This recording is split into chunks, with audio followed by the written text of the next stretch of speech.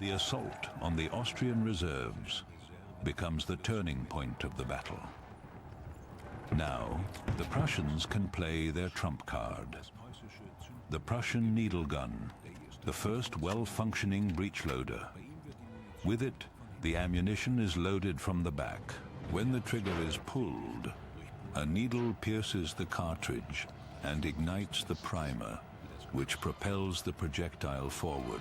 A deadly advantage over the Austrians armed with muzzle loaders.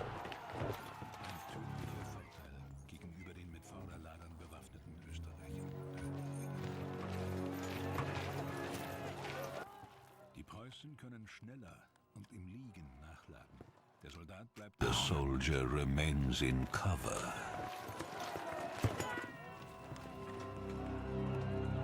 In the rapid fire of the Prussian needle guns, the Austrian counterattack collapses.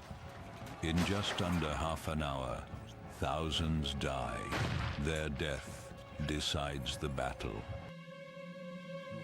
The army of Austria and its allies narrowly escapes total destruction. By the end of the day, around 15,000 Austrians are dead or missing. The Prussians lose only around 2,000.